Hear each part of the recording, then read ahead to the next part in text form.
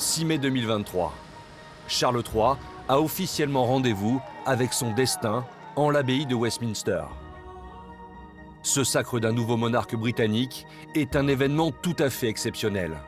Le dernier couronnement, celui de la reine Élisabeth II, remonte à 1953, il y a très exactement 70 ans.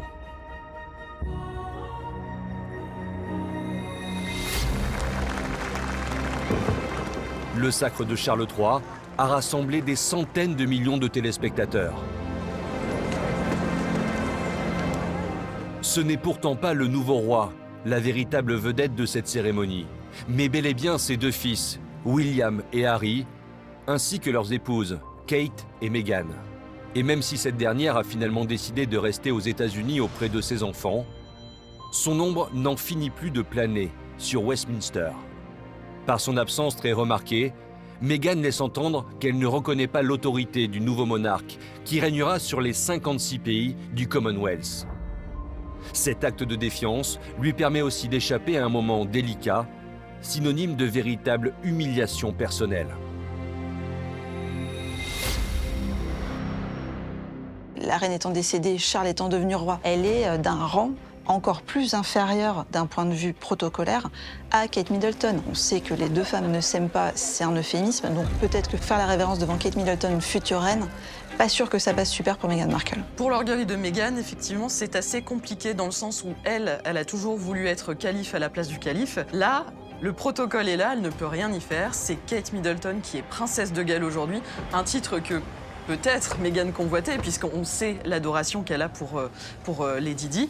Et donc voilà, ce titre remis à Kate Middleton, ça a dû peut-être lui faire un coup, même si elle le savait. Hein. On sait que le jour même du couronnement, c'est l'anniversaire de son fils Archie, qui aura 4 ans. C'est une excuse en or pour ne pas assister au couronnement, pour dire bah, « moi je serais bienvenue, mais j'ai mon petit qui fait ses 4 ans, je ne peux pas venir ».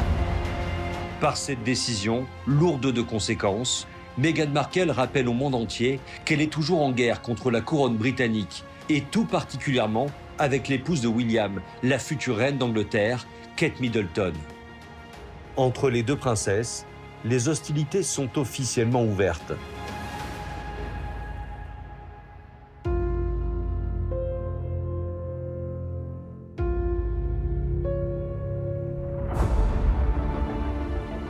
L'absence de Meghan Markle au couronnement du roi Charles marque une étape supplémentaire dans la crise gravissime que traverse la famille royale.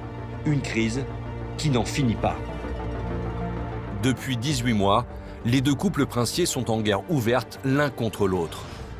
Désormais exilés en Californie, Harry et Meghan livrent une guerre médiatique sans merci contre le palais de Buckingham. Depuis 2-3 ans, la famille royale vit dans c'est plus qu'une zone de turbulence. C'est constamment la tempête médiatique et on assiste au déchirement des deux frères, de ces deux frères qu'on pensait indissociables et unis pour l'éternité face à la douleur. Il a atteint un point de non-retour, en fait, avec la publication de son livre et avec la diffusion de ces 6 heures de télé-réalité sur leur couple. Harry et Meghan ont finalement définitivement rompu tout lien, toute attache avec la famille royale et notamment avec le prince William et avec Kate. Les attaques ad nominem, les attaques clairement centrées sur l'attitude de William, sur son caractère, sur la manière dont Harry estime ne pas avoir été soutenu par son frère au cours de ses difficultés avec l'institution monarchique, sont d'une telle force, d'une telle violence qu'il est très peu probable que William et Harry arrivent à se reparler prochainement. La bataille entre les frères fait rage. Pour beaucoup, le sacre de leur père, cet événement censé unir tout un peuple, pourrait bien être leur ultime chance de réconciliation. Il faut dire que ces derniers mois, les occasions de recoller les morceaux n'ont pas manqué. Problème, vous allez voir que toutes se sont soldées par des échecs qui n'ont fait qu'aggraver les tensions entre deux camps. À tel point que l'on dit les deux frères désormais irréconciliables.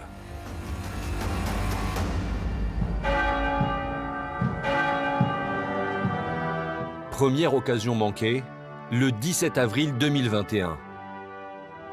La famille royale est réunie pour les obsèques du prince Philippe. Mais Harry est venu seul. Meghan, enceinte de leur premier enfant, a préféré rester aux États-Unis. Les deux frères ne se sont plus adressé la parole depuis 1 an. L'ambiance de leur retrouvailles est glaciale. Pourtant, à la fin de la cérémonie religieuse, l'impensable se produit. Aux obsèques de Philippe, il y a une image qui a marqué tout le monde. C'est effectivement les deux frères que l'on croyait, mais en froid, qui se rapprochent grâce à Kate Middleton, qui encourage un petit peu cette conversation. Et là, on se dit, c'est bon, les deux sont prêts à faire la paix. On a tous cru, parce qu'on avait tous très envie de croire à une réconciliation après les obsèques du prince Philippe. On a cette image des deux frères qui se retrouvent avec Kate Middleton qui joue un peu le rôle de l'entremetteuse. On voit la famille royale sortir de la cérémonie et on voit William ralentir de quelques pas pour laisser les deux frères se réunir ou tout au moins marcher côte à côte et espérer à un moment qu'ils échangent quelques mots d'apaisement, de réconciliation sur le moment. Dans les minutes qui suivent la fin de la messe, Charles, Harry et William vont même s'enfermer pendant 3 heures dans un salon du château de Windsor. Tout le monde pensait que l'histoire était terminée, mais pas du tout. On a appris quelques temps plus tard qu'en fait ça n'avait rien donné, ils avaient changé des banalités. On apprend de la part de Harry que, au contraire, il avait encore beaucoup de rancœur envers la famille royale. Sur le fond, les différences sont aussi marquées et donc ça n'a absolument pas du tout bougé à cause de cette réunion. 1 an plus tard, la famille royale se voit offrir une autre chance de réconciliation lors du jubilé célébrant les 70 ans de règne d'Élisabeth II. Pour ces 3 jours de fête, Harry fait même le voyage en compagnie de Meghan. Mais il semble bien que le couple ne soit pas vraiment le bienvenu. Il y a eu des réactions assez mitigées. Certains les ont applaudis, contents de revoir Harry et Meghan sur le sol anglais, et d'autres les ont hués assez copieusement. On se souvient notamment pour le jubilé que Harry et Meghan avaient été un peu planqués avec les vieux cousins à Buckingham Palace. On les devinait derrière des voilages, ils n'étaient pas du tout au premier rang. Quelques semaines plus tard, c'est donc dans une ambiance toujours plus délétère qu'Harry, William et Kate se retrouvent lors d'un événement qui bouleverse la planète tout entière.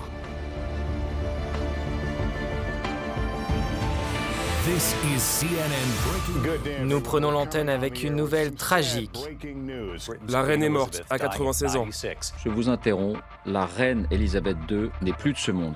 Elle est décédée cet après-midi à Balmoral. De toute évidence, la famille royale a attendu avant de l'annoncer, mais ce qu'on pressentait est donc la vérité.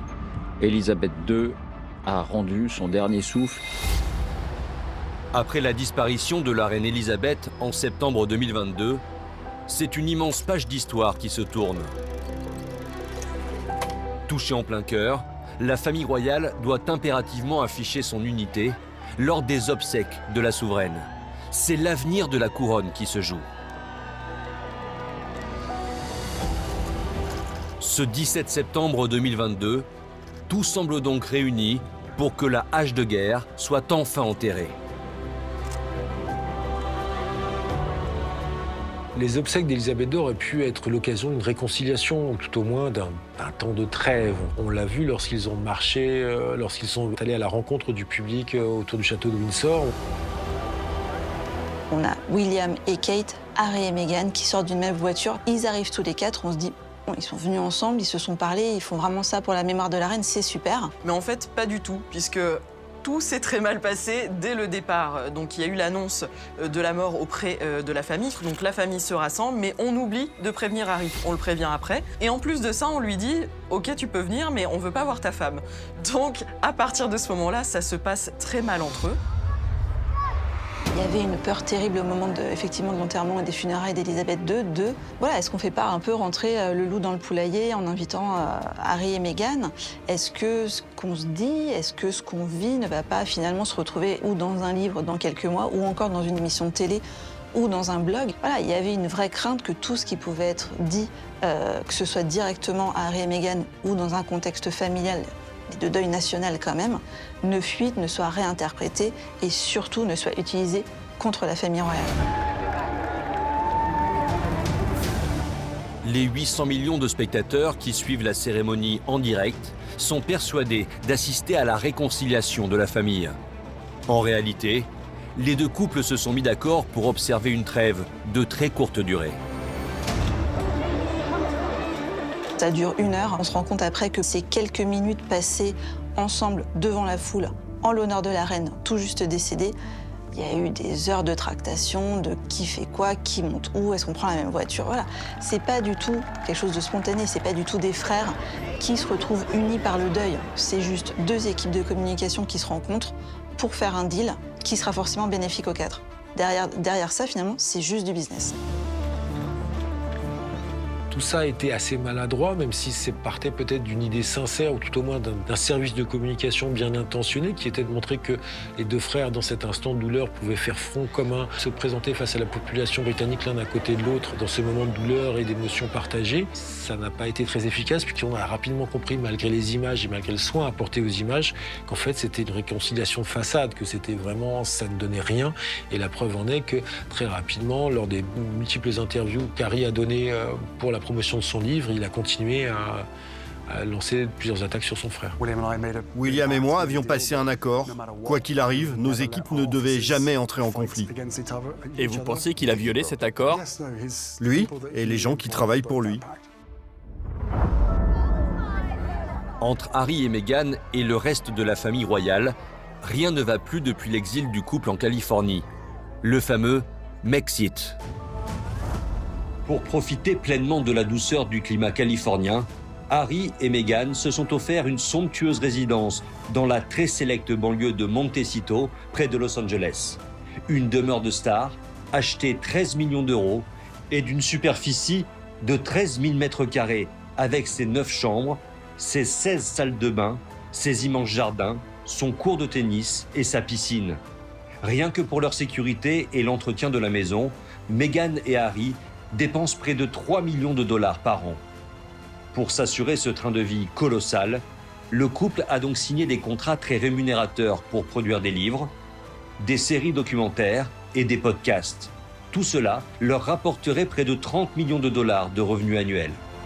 Harry et Meghan sont partis aux États-Unis, ils ont renoncé à leur vie de la famille royale, donc ils ont besoin de gagner de l'argent. Il n'y a rien de mieux que la famille royale pour générer des émissions de télévision, gagner un public acquis d'office. Il y a quelque chose qui est assez évident, c'est qu'en partant de la famille royale, il est extrêmement probable que Harry et Meghan se soient dit oh, « on est libre ». Là, les États-Unis nous tendent les bras, on est à Hollywood, on est là pour faire du business justement. Et là, ils ont une matière en or. On a un prince anglais qui s'est enfui pour pouvoir suivre sa femme qu'il aime trop et qui était trop malheureuse. Ils vont s'installer à Hollywood. Forcément, on va réussir à faire parler nous, à faire du business et à se faire aimer. Officiellement, Meghan et Harry ont quitté l'Angleterre pour échapper à la pression insupportable des tabloïds et à un climat familial trop conflictuel. C'est pourtant eux qui vont déclarer la guerre depuis Los Angeles avec une offensive sans précédent contre la famille royale.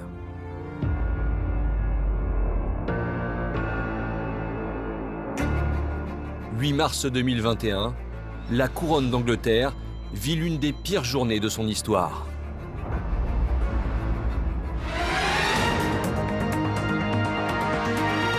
Bonsoir et bienvenue à tous. Dans l'actualité de ce lundi, l'interview qui ébranle la monarchie britannique.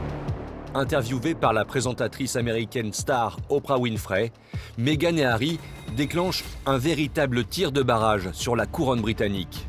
Tout y passe. Racisme, torture psychologique, mensonges à répétition. Le couple raconte en détail l'enfer qu'il aurait subi au sein de la famille royale. La bataille rangée chez les Windsor devient un feuilleton à répétition. Quand on regarde l'interview de Meghan et Harry face à Oprah Winfrey, on se dit mais ça fait partie d'une série, c'est un nouvel épisode, c'est peut-être même la bande-annonce de la prochaine série Netflix de The Crown. Dans toutes ces lourdes accusations, Meghan Markle prend soin de ne jamais nommer personne. Personne, sauf sa belle-sœur, Kate Middleton. Meghan explique que celle que la presse présente comme une femme douce et attentionnée aurait pris un malin plaisir à la faire pleurer dans les heures précédant son mariage. Tout ça repose sur est-ce qu'il fallait ou non mettre des collants aux petites demoiselles d'honneur. L'histoire veut que Kate Middleton ait été pour, puisque c'est la tradition, et que Meghan Markle, en bonne ouragan qu'elle est, se soit dit « Allez, on passe outre ça, il fait beau, les petites filles auront les jambes nues ». Cette révélation, Meghan Markle ne l'a évidemment pas faite au hasard. Il s'agit d'une frappe stratégique destinée à ternir l'image de la future reine d'Angleterre.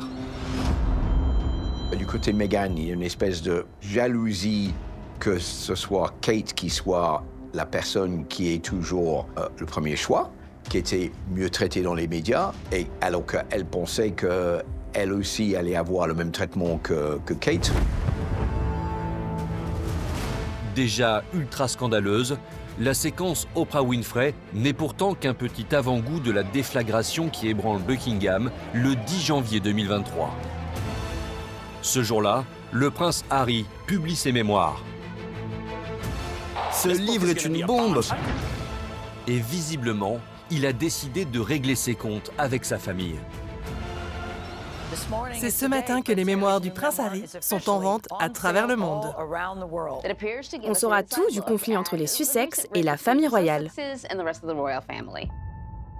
Ça ne pouvait pas vraiment aller plus mal pour la famille royale, au moment où on a déjà le décès de la reine Elisabeth II qui a été un énorme choc. C'est la suite après l'interview avec Oprah Winfrey de 2021. Tout cela s'enchaîne assez rapidement, une chose après une autre, et ça plonge la famille royale dans une vraie crise. Il n'y a toujours pas de déclaration officielle de la part du palais, et il n'y en aura probablement pas. Pour écrire les 500 pages du suppléant, le prince Harry a trempé sa plume dans la nitroglycérine. Kate Middleton est encore une fois dans sa ligne de mire. En fait, il tire à boulet rouge sur tout le monde, y compris sur Kate Middleton, qui n'aurait pas bien accueilli Meghan Markle, qui aurait été ceci, cela, qui lui a volé son frère. Donc voilà, c'est surtout spécifiquement presque ces passages-là sur Kate Middleton qui ont rendu le prince William complètement fou. À travers le suppléant, Harry franchit surtout une nouvelle étape dans la crise qui déchire les Windsor. Cette fois-ci, Kate n'est plus la seule à être attaquée frontalement. William, Camilla et même le roi Charles subissent un traitement de choc, à coup d'incroyables révélations. Le père d'Harry est dépeint comme un homme particulièrement avare de son immense fortune. Je vois. Eh bien, mon cher enfant, tu sais qu'il n'y a pas assez d'argent pour joindre les deux bouts. Il m'a expliqué, ou du moins a tenté de le faire, je ne peux financer une personne supplémentaire. Je suis déjà obligé de financer ton frère et Catherine. Ce que balance le prince Harry, c'est très problématique parce qu'on apprend des choses qu'on n'aurait jamais dû apprendre. Par exemple, cette guerre avec William, des habitudes de Charles qui peuvent être un petit peu étranges pour un nouveau roi, ça non plus, on n'aurait pas dû l'apprendre. On apprend que William a bousculé Harry, qu'Harry est tombé, qu'il a manqué de se faire mal, que ça a été une confrontation physique. On apprend que Harry trouve que Camilla n'est pas digne de confiance. C'est vraiment un déballage total et absolu d'intimité sans pudeur qui fait frémir. Voir un tel déballage, une telle intimité dévoilée de la part de Harry et de la part du couple, ça laisse sans voix. Dès sa mise en rayon, le suppléant devient un best-seller planétaire. 1,5 million de livres sont vendus le premier jour. Le livre est toujours en tête des ventes. Ça a été en tête des ventes en France, en Grande-Bretagne, qui s'est vendu le plus vite dans l'histoire des ventes de livres nouveaux, qui a vendu encore plus en France que les biographies de Barack Obama et Michelle Obama. Donc c'est un phénomène, ce livre. Il faut dire qu'Harry a lui-même assuré le service après-vente lors d'interviews confessions jusque-là inimaginables pour un prince de la couronne britannique. Donc, j'aimerais que l'on se réconcilie et j'aimerais qu'ils assument leurs responsabilités. J'ai réussi à faire la paix pendant cette période avec beaucoup de choses qui se sont passées. Mais ça ne veut pas dire que je vais juste laisser tomber. Vous savez, j'ai fait la paix avec ça, mais je souhaite toujours une réconciliation. Ce serait non seulement merveilleux pour nous, mais ce serait fantastique pour eux aussi. Dans ce contexte plus explosif que jamais, le sacre de Charles III, leur père, ramènera-t-il la paix entre les deux frères ennemis? Rien n'est moins sûr. Il faudra d'abord réconcilier les deux épouses. Meghan, qui une fois de plus n'a pas fait le déplacement pour une cérémonie officielle, et bien évidemment Kate, la future reine d'Angleterre. Car vous allez voir que le conflit fratricide qui déchire la couronne d'Angleterre n'est en fait qu'une conséquence de la guerre que se livrent en secret les deux belles-sœurs depuis des années. Les tensions entre Meghan et Kate ont probablement provoqué un petit peu cette rupture entre Harry et William, puisque on sait aujourd'hui que ce qui a vraiment fait cette coupure, cette brisure, c'est une discussion entre Harry et William au sujet de Meghan Markle. C'est William qui est dérangé par le comportement de Meghan, qui ne suit pas du tout le protocole, qui apparemment maltraite le personnel au palais. Kate Middleton, évidemment, qui était jusqu'à présent la médiatrice entre les deux frères. Là, elle a décidé de se mettre aux côtés de son mari, ce qui est normal, et donc de soutenir William dans cette guerre, on va dire, contre Meghan. Donc forcément, ça donne des frictions au bout d'un moment. Et voilà, les deux femmes ont décidé que tout simplement, ça n'allait pas entre elles. La relation entre Meghan et Kate, ça n'a jamais vraiment été un clash frontal. Ça a été plutôt une accumulation de petites choses qui ont fait qu'au bout d'un moment, les deux femmes se sont rendues compte qu'elles ne pouvaient plus se supporter. Alors évidemment, la guerre entre Kate et Meghan n'est pas à base de on se jette des tasses de thé à la figure. On se doute bien qu'elles n'ont pas échangé des tirs de couteau dans les couloirs de Kensington Palace. Pas du tout. En revanche, c'est une guerre très subtile. Subtile peut-être, mais tout aussi féroce. Entre Kate Middleton et Meghan Markle, c'est la cohabitation impossible du feu et de la glace. Deux femmes réunies au sein de la même famille, mais que tout oppose, jusque dans les moindres détails. Elles sont comme les deux pôles d'une batterie, elles s'opposent complètement, elles sont, on va dire, complémentaires ou totalement opposées, elles n'ont absolument rien en commun. Alors Meghan est-elle une victime du système ou une manipulatrice de génie? Et Kate est-elle réellement la princesse au grand cœur que décrit la presse?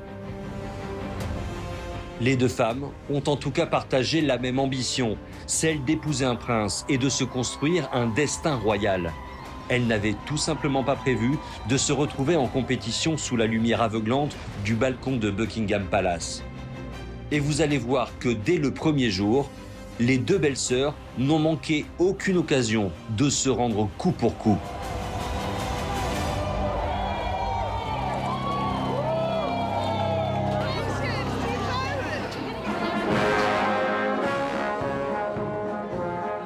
« 19 mai 2018. 3 ans avant leur interview choc chez Oprah Winfrey, le prince Harry, duc de Sussex, épouse Meghan Markle, comédienne américaine.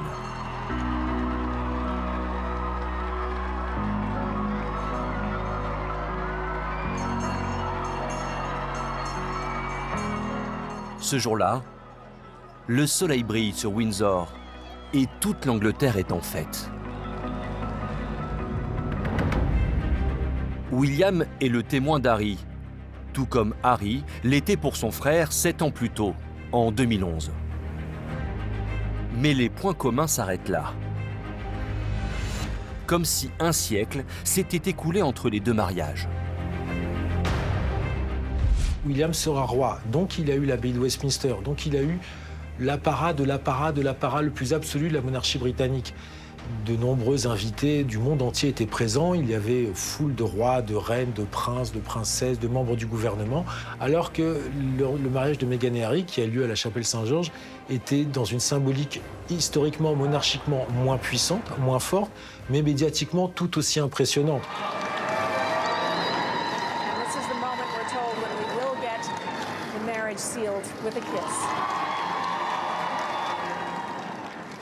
Harry et Meghan, c'était plus léger, plus fun.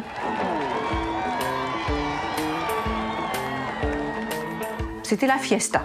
Vous allez vous marier? J'adorerais. Harry, si tu m'écoutes, il n'est pas trop tard. On peut s'arranger. Meghan, tu peux encore dire non, c'est bon. L'union d'Harry et Meghan est une grande première pour Buckingham. Chez les invités, les personnalités officielles sont remplacées par des grosses pointures du sport et du show business. Comme George et Amal Clooney, Victoria et David Beckham, Idris Elba et derrière lui, en chapeau blanc, l'animatrice star Oprah Winfrey. Ça aurait pu être en fait plus un mariage de people qu'un mariage d'un prince et d'une duchesse.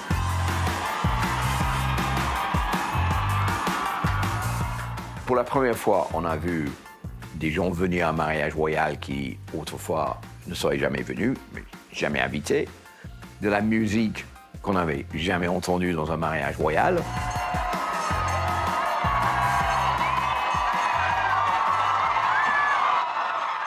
Près de 3 milliards de spectateurs suivent ce mariage glamour nouvelle génération.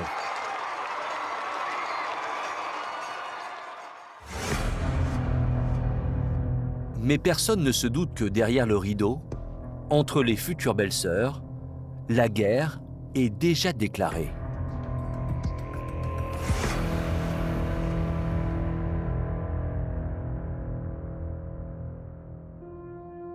Illustration quelques jours plus tôt, à Buckingham.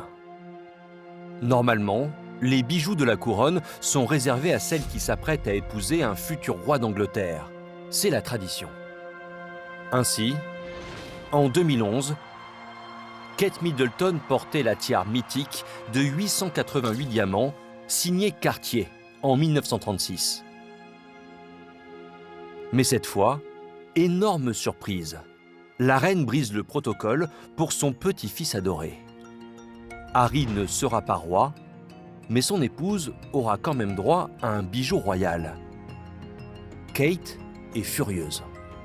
D'autant que le bijou choisi par Meghan va lui aussi poser quelques problèmes.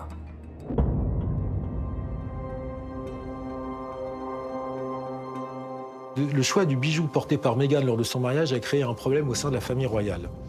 Meghan avait porté son choix sur une tiare extrêmement belle, avec de très très beaux diamants. Et lorsque cette tiare a été présentée à la reine d'Angleterre, qui doit donner son accord pour le choix du bijou, la reine d'Angleterre a eu ce mot qui est en fait un nom de code qui disait « ce bijou vient de Russie ». Et donc c'est un bijou qui avait une origine qui était douteuse. C'est un bijou qui aurait pu faire parler de manière négative de la famille royale. Et à ce moment-là, lorsque Harry comprend que la reine ne va pas lui donner son accord pour le choix de ce bijou qui vient de Russie, nom de code, Harry dit ce que Meghan veut, Meghan l'a. Et à première vue, la reine aurait répondu non, ce n'est pas le cas. Ce que Meghan a, c'est ce que moi je lui donne. C'est donc une Kate particulièrement remontée qui retrouve Meghan pour une répétition de la cérémonie. Les oreilles de la duchesse de Cambridge sont mises à rude épreuve. Quelques jours avant le mariage, pendant les répétitions, Meghan rentre dans la chapelle Saint-Georges, qui a plus de 1000 ans. Les anciens rois d'Angleterre reposent ici. Et là, Meghan, devant Kate, dit « ça pue, ça sent le vieux ». Elle n'aime pas l'odeur. Ça sent trop le renfermé. C'est un petit peu comme un vieux bâtiment en pierre, en bois. Très légère odeur de moisi. En tout cas, voilà, c'est un bâtiment qui a vécu. Et ça lui convient pas. Et elle n'aime pas cette odeur. Donc, elle aurait demandé à ce qu'on vaporise en fait du parfum, justement, à l'intérieur de la chapelle. Outrée, Kate fait discrètement appeler l'assistante personnelle de la reine. Et c'est la reine elle-même qui a dû intervenir en donnant son veto et en disant il est hors de question qu'on mette de l'encens ou qu'on mette des senteurs artificielles dans ma chapelle. Plus le mariage approche, plus le climat est orageux. L'affaire du collant des demoiselles d'honneur éclate lors de l'ultime répétition. Les deux femmes s'écharpent autour du protocole. Kate hausse le ton. Meghan est en larmes, mais elle ne cède pas. Entre les deux femmes, c'est le bras de fer. Et c'est finalement Meghan qui remporte la partie. Les demoiselles d'honneur ne porteront pas de collant. Il faut savoir que Kate Middleton avait accouché 3 semaines plus tôt, que Meghan était juste à quelques jours de son mariage. Donc imaginez, humainement, tout le monde peut comprendre que ces deux femmes-là étaient dans un état de stress et de nerfs énorme et que finalement, n'importe qui aurait pu craquer.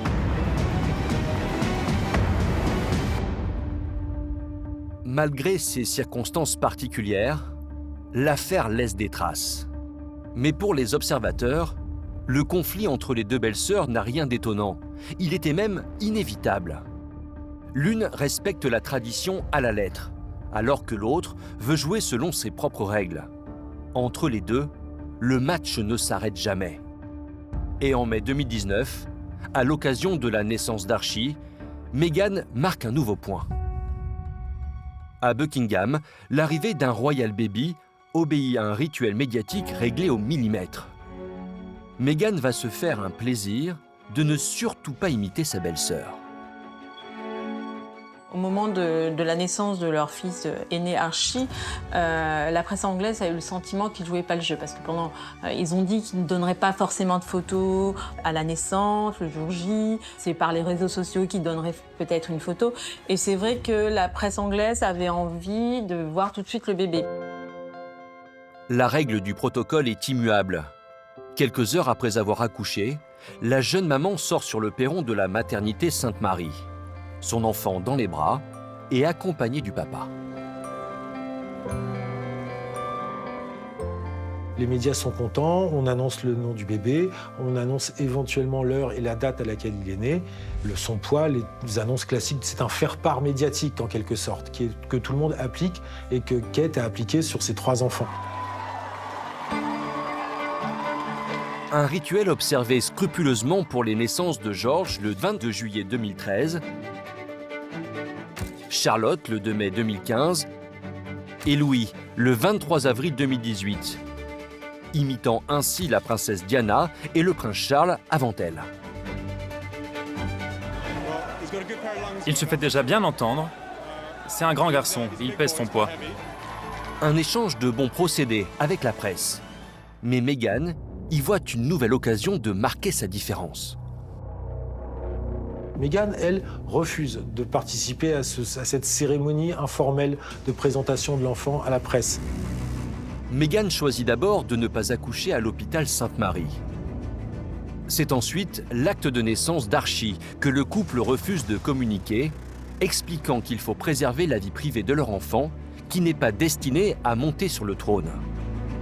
Même son de cloche lors de l'inévitable séance photo. Elle se fait au pas de course dans un couloir de Windsor. La présentation ne dure que quelques instants. Un service minimum 2 jours après la naissance d'Archie, présenté au photographe à moitié caché par son bonnet. On sent que c'est vraiment le service minimum. En fait, on voit rien. Ça fait des jours, des mois même, qu'on attend de découvrir enfin ce petit bonhomme, ce petit garçon. On a envie de voir s'il est mignon. Est-ce qu'il ressemble à sa mère, à son père, pourquoi pas à sa grand-mère. Voilà, on ne sait pas. Et en fait, on voit rien. On voit, on devine un bout d'un tout petit nez absolument adorable, un petit bout de joue. Et c'est déjà fini. Et c'est extrêmement compliqué pour les Britanniques parce que cet enfant, ils ont envie de le voir. Il fait partie de la famille royale, donc il fait un petit peu partie de la famille de tous les Britanniques. Et finalement, on sent que voilà, pour Harry et Meghan, c'est vraiment quelque chose qu'ils font à contre-cœur. Merci. Merci à tous pour vos messages. Merci beaucoup. Vos félicitations, votre gentillesse. Ça signifie beaucoup pour nous. Merci infiniment. Face à Kate, la gardienne du temple, Meghan assume son rôle de princesse rebelle.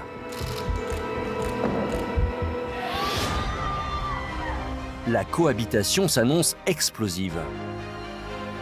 Il faut dire que tout oppose les 2 princesses, à commencer par leur parcours.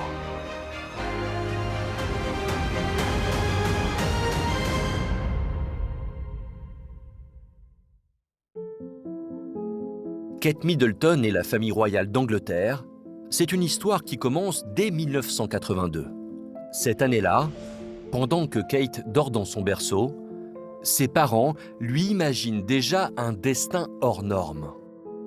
Grossistes en farce et attrape, Michael et Carol Middleton n'appartiennent pas à l'aristocratie britannique. Ils ont pourtant de très grandes ambitions pour leur premier enfant. Les parents ont créé Kate, l'ont mis dans les écoles où elle pouvait capter un prince, rencontrer William. Pareil qu'il y avait même une photo de William sur le mur de la chambre de Kate quand elle était plus jeune. Et donc, c'est une femme qui était dressée pour être l'épouse parfaite. Donc, quand Kate Middleton a rencontré William, c'était pour remplir ce rôle. Elle est rentrée en connaissance de cause. Elle savait exactement ce qu'on attendait d'elle. Et Kate va bel et bien prendre son destin en main. Nous sommes en 2002. Depuis plus d'1 an, Kate Middleton partage les bancs de l'université de St Andrews en Écosse avec le prince William. Tous les 2 étudiants, amis et même colocataires. Mais la jeune femme aimerait bien passer à la vitesse supérieure avec le futur roi d'Angleterre. Ils sont potes, un peu copains, limite à boire des bières ensemble. Et puis, il la voit finalement pas vraiment comme une fille. Et puis un jour, il y a ce fameux défilé de mode où en fait, elle est assez futée.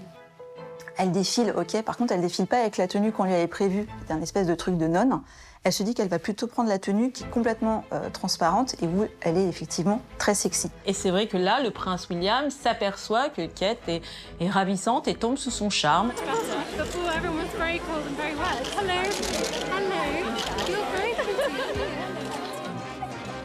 Kate Middleton, elle est bien élevée. C'est une Britannique dans toute sa splendeur. Et elle est formatée pour rentrer dans les rangs. La magie opère, mais William refuse de s'engager officiellement. Pourtant, Kate, l'amoureuse, s'accroche à l'idée de son conte de fées.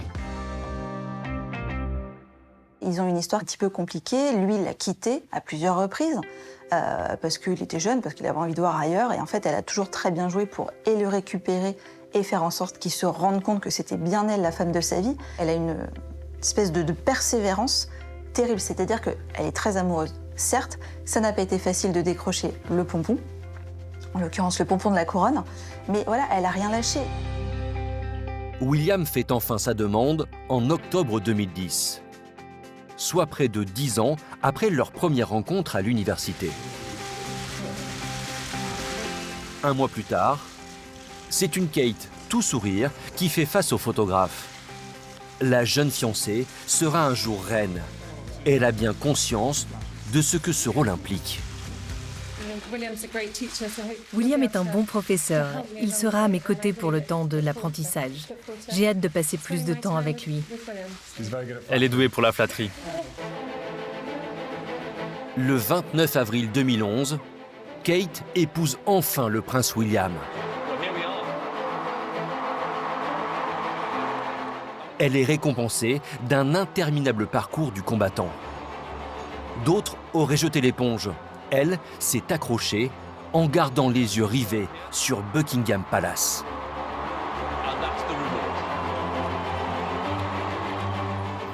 Le trajet a été extrêmement long jusqu'à l'abbaye de Westminster pour Kate. Il a fallu avaler pas mal de couleuvres, il a fallu attendre, faire preuve de patience, d'humilité. Elle aime profondément William, c'est le garçon qu'elle a choisi. Ils ont aussi pris le temps de s'aimer l'un l'autre, mais les choses n'ont pas été roses. Elle a été surnommée Waity Katie, ce qui veut dire Kate attend. Et donc, tout le monde se demandait quand est-ce qu'elle allait finir par se marier avec William. Et donc son image n'était pas dégradée, mais pas vraiment reluisante dans l'idée d'être la jeune fille parfaite qui attend que le prince se décide à demander définitivement sa main. Alors que Kate trouve enfin sa place à Buckingham, à des milliers de kilomètres de là, une autre femme ne sait pas encore qu'elle va bientôt faire voler ce rêve en éclats.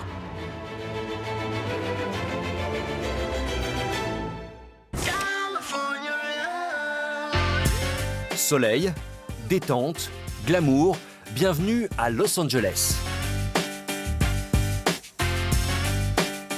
Meghan Markle est née en 1981. Elle est née dans une Californie qui est fait de grand air, qui est fait de mer, de surf, de musique, de liberté dans tous les domaines.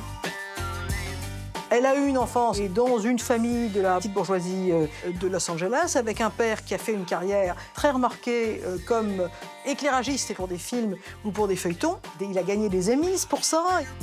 Il est blanc, il a épousé une jeune femme noire qui, à l'époque, était maquilleuse de cinéma, et donc c'est comme ça qu'ils se sont rencontrés. Meghan est une pure Californienne, mais aussi et surtout une enfant d'Hollywood. Quand elle raconte ce sentiment qu'elle avait en tant qu'enfant d'avoir une mère noire et un père blanc et qu'elle se sentait entre deux chaises, elle a raconté une anecdote qui est d'ailleurs charmante. Elle dit « Je regardais les poupées et c'était pas moi, je savais pas qui c'était. » Son père est allé lui acheter pour un Noël un couple de Barbie et Ken. Et donc elle a eu un Ken blanc et une Barbie noire, puisque son père a refait le couple. Le père de Meghan lui a payé d'excellentes études. Il l'a envoyée dans une école catholique, vraiment une école où il y avait des enfants de stars. Malgré de brillantes études de littérature, puis de relations internationales, la jeune femme ne lâche jamais l'idée de jouer un jour la comédie. C'est avec un spot pour des chips mexicaines qu'elle fait ses premiers pas devant une caméra en 2009. Maïs blanc, huile végétale et sel. 3 ingrédients, c'est parfait. En 2010, le second rôle récurrent qu'elle décroche dans la série Suits pour Netflix lui assure un début de notoriété. Entre 2 tournages, elle parcourt le monde pour aider des organisations humanitaires. Boulimique de travail, Meghan Markle est sur tous les fronts pour se faire un nom. Je suis fière d'être une femme et d'être une féministe. Meghan, c'est une Américaine obsédée par sa réussite. Meghan Markle est une ambitieuse, c'est une évidence. Elle a toujours travaillé de façon acharnée pour être dans la lumière. Elle voulait devenir une star. La rencontre avec le prince Harry, évidemment, c'était le marchepied inespéré pour avoir une place sous les feux des caméras et un retentissement mondial. Son histoire avec le prince Harry démarre à Londres, un soir d'été 2016. Les 2 célibataires se voient pour la première fois lors d'un rendez-vous organisé par des amis communs. Une rencontre arrangée par des copains, elle ne sait pas très bien qui c'était, ils se sont vus, ils se sont plus. Il y a une autre version qui est un petit peu moins romantique, qui est qu'en fait Harry l'avait vu dans Suits, il l'a trouvé juste sublime et il a fait en sorte de la rencontrer. Donc on est déjà dans une démarche un petit peu différente. Et quand on lui demandera plus tard à quel moment il a su que c'était elle, que c'était l'élu, il a répondu immédiatement. Beau comme un film américain. Harry tombe foudroyé par le charme de la comédienne américaine. Le prince de 32 ans sait que son rôle de célibataire le plus convoité de la planète est sur le point de prendre fin. Il a trouvé la femme de sa vie. Le timing de cette rencontre est idéal. Tout le monde en Grande-Bretagne voulait que Harry soit heureux. Tout le monde voulait que Harry trouve l'amour de sa vie. Donc c'était l'aboutissement de ce processus. Après seulement 5 mois de relation, la presse révèle leur idylle. Et à ce moment-là, tout le monde applaudit cette love story hollywoodienne.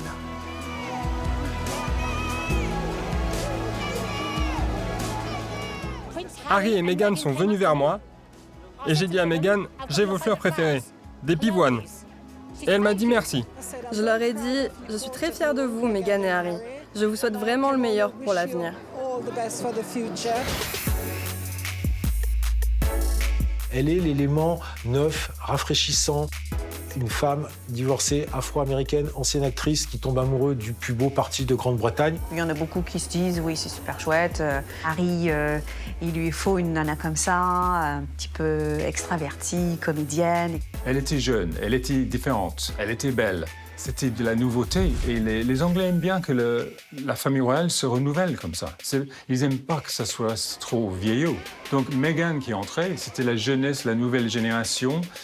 C'était une nouveauté, une fraîcheur que les Anglais aimaient bien. La rencontre entre Harry et Meghan ne pouvait pas mieux tomber pour Buckingham Palace. L'image de la couronne avait besoin d'un sérieux rafraîchissement. Justement, la Californienne pulvérise tous les codes en vigueur depuis des siècles. Autrefois, ce n'aurait jamais été possible. Parce qu'il fallait une femme de famille noble, sans histoire, vierge, et surtout qui n'était pas divorcée. Donc Meghan Markle étant métisse américaine divorcée par vierge, ne remplissait aucune case dans le cahier des charges de la famille royale britannique. Meghan est acceptée par la couronne, mais elle ne compte pas s'arrêter là. La star américaine n'est pas venue chez les Windsor pour faire de la figuration. Elle entend bien bouger les lignes et faire souffler un vent de nouveauté sur l'institution. Elle veut faire bouger les choses, elle veut orienter les choix ou les aspirations de soutien ou de charité vers des nouvelles horizons. L'horizon des femmes, l'horizon des minorités, ce genre de choses. C'est quelque chose qui peut diffuser une idée politique dans laquelle la famille royale ne peut pas s'inscrire. Autre difficulté pour les Windsor, composer avec une femme dont l'image est un fonds de commerce devenu très rentable. Meghan, c'est quelqu'un de business. Elle a toujours vendu son image. More taste or less taste? Et le problème avec la famille royale, c'est qu'on n'a pas le droit de vendre son image. Si on est membre de la famille royale, on n'a pas le droit de gagner un salaire. Donc pour Meghan, une actrice, c'est la catastrophe. D'un côté, Meghan Markle. De l'autre, Kate Middleton. Pas les mêmes codes, pas les mêmes valeurs. Entre la bombe californienne et la future reine d'Angleterre, c'est une cohabitation quasi impossible qui se profile. Vous avez deux femmes qui sont complètement différentes. Kate Middleton est une femme anglaise, bourgeoise, qui, jusqu'au moment où elle a rencontré William, n'a pas beaucoup voyagé. Et depuis qu'elle a rencontré William, elle a connu que la vie de la famille royale britannique. On a en face une Américaine qui a connu une vie extrêmement remplie, où elle était comédienne, qu'elle a fait des blogs, qu'elle a vécu à Hollywood, elle a vécu au Canada. Et donc, c'est un peu comme si on mettait Donald Trump d'un côté et le prince Charles de l'autre. Et on dit, vous devez vous entendre. C'est très compliqué.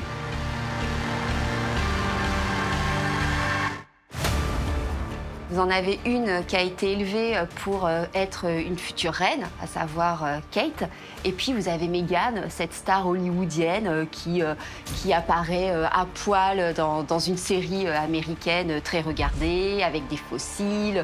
On a même eu des séries photos où elle est en petite tenue. Donc forcément, les deux ensemble, c'est pas vraiment ça.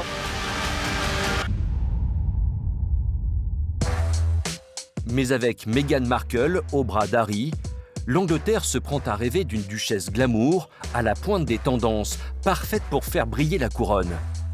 Meghan met des paillettes dans les yeux du pays.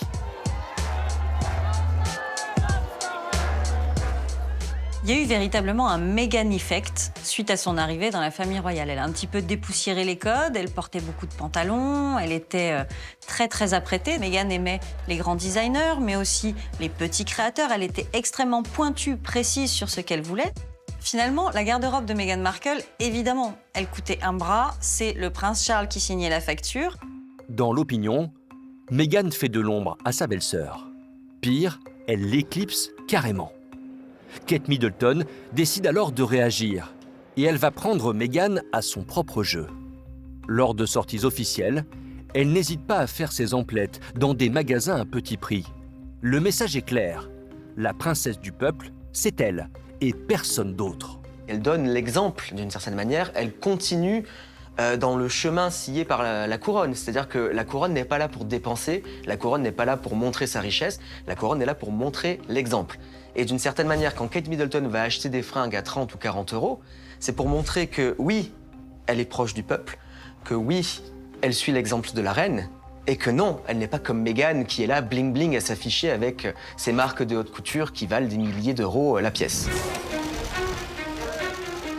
Pour la couronne britannique, Kate Middleton, c'est l'assurance d'un service après-vente irréprochable en toutes circonstances.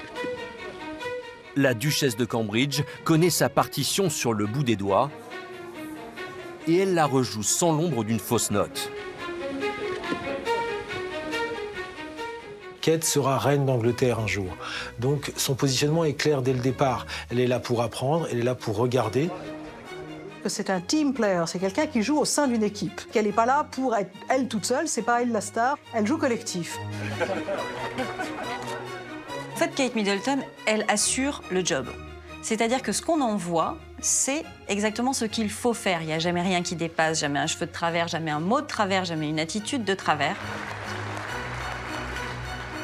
Elle est toujours souriante, quelle que soit la réunion à laquelle elle assiste, l'école qu'elle ouvre, les enfants qu'elle reçoit, les fonctions qu'on lui demande de faire. Elle joue le jeu avec enthousiasme et elle a l'air de s'amuser.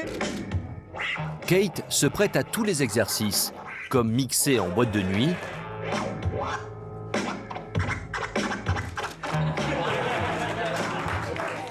ou se battre avec son mari dans les studios d'Harry Potter.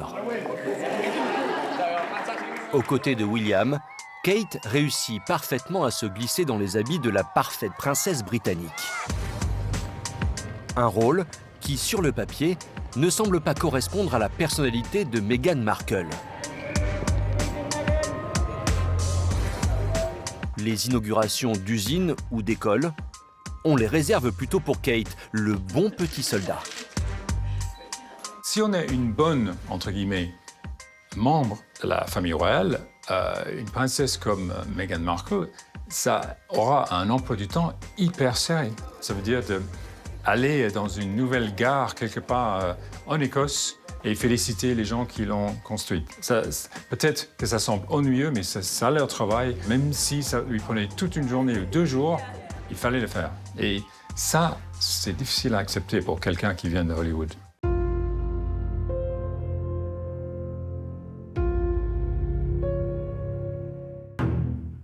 Entre les deux jeunes femmes, l'opposition de style devient de plus en plus visible. Kate est l'éternelle bonne élève, alors que Meghan, elle, égratigne régulièrement le protocole. Très vite, Meghan a fait des bêtises.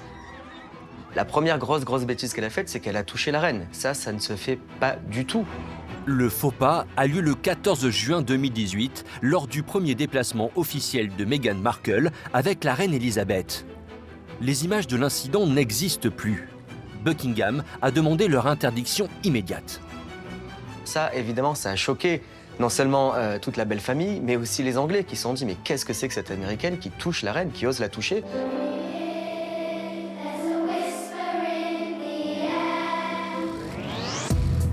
Lors de cette première sortie, tout semble aller pour le mieux entre les deux femmes. Mais en réalité, Meghan Markle enchaîne les erreurs protocolaires depuis des mois. Tenue épaule apparente, jambes croisées en présence de la reine, photo officielle sans chapeau, Meghan a souvent tout faux. Meghan a essayé de faire rire la reine, d'en être très proche, de mettre une main sur son épaule, ce genre de geste qu'on n'imagine pas venir de la part de Kate Middleton. Imperturbable, Kate continue à cultiver sa proximité avec le peuple britannique sans commettre aucun impair.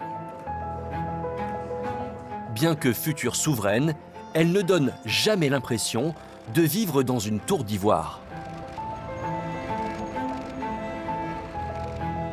On aime bien Kate. On aime bien Kate parce qu'elle n'est pas dans la séduction, c'est pas clinquant, c'est une femme comme les autres. C'est vraiment beau. Le chemin est très facile. On la voit souvent faire son shopping dans les grands magasins. On peut aller acheter une robe que Kate, elle porte et on se sent bien au mariage de notre copine parce qu'on a la même robe que Kate. Regardez, c'était dans le magazine de la semaine dernière. Kate sera reine et cultive son image pour être digne de la fonction et des espoirs placés en elle par sa souveraine, Elisabeth II. La reine, dont on dit que le sens de l'humour s'est évanoui en voyant Meghan moulée dans un tailleur noir pour une cérémonie officielle. Le noir est interdit aux membres de la famille royale, sauf occasion très précise.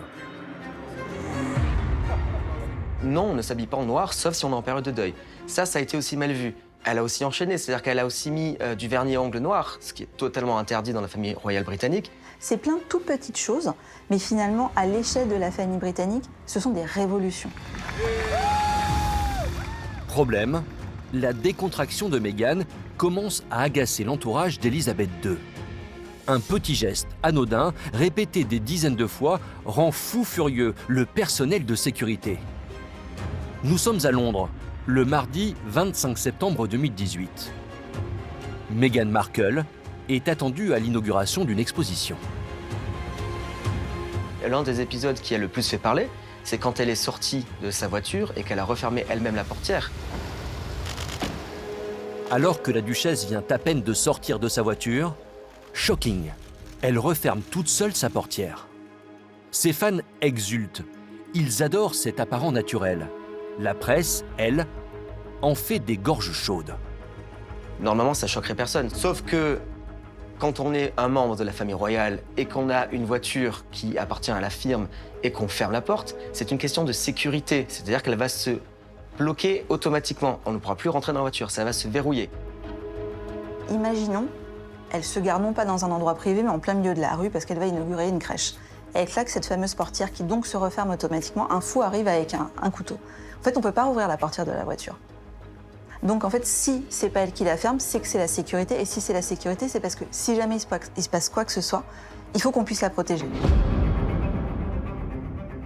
Après le protocole royal, c'est Harry qui fait l'expérience de la centrifugeuse Meghan. Le prince passe au régime californien. Le changement de vie est radical.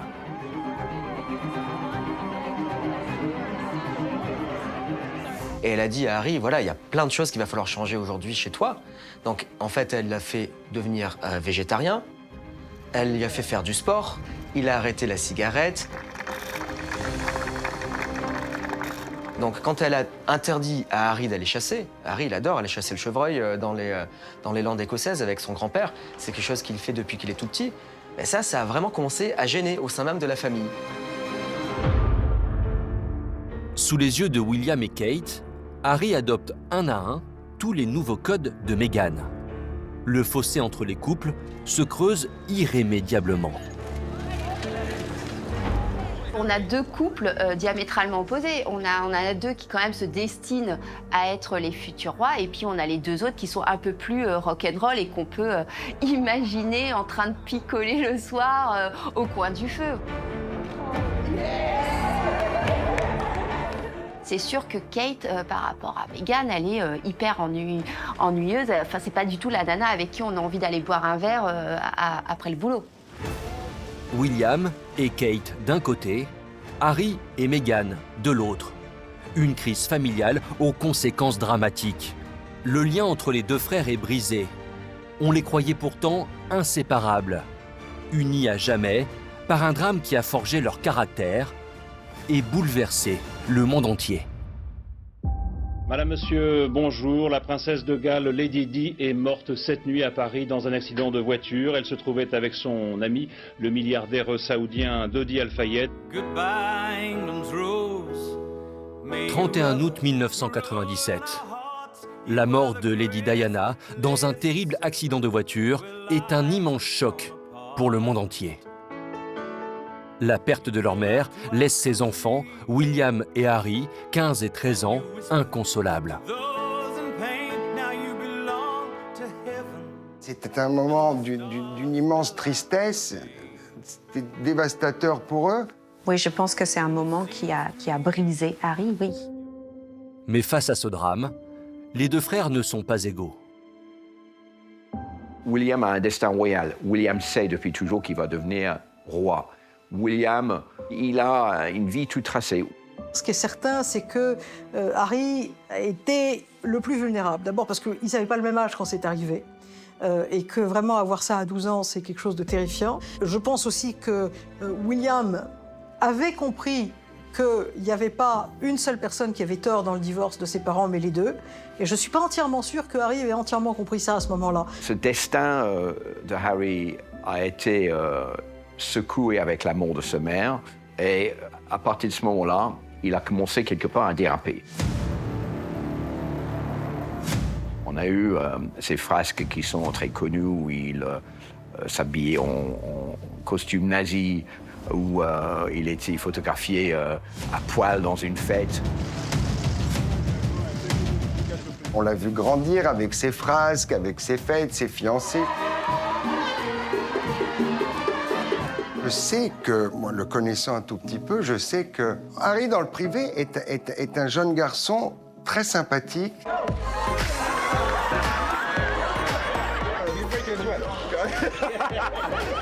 C'est quelqu'un de gentil, de bon et de drôle. Hello Toronto, bonsoir Canada.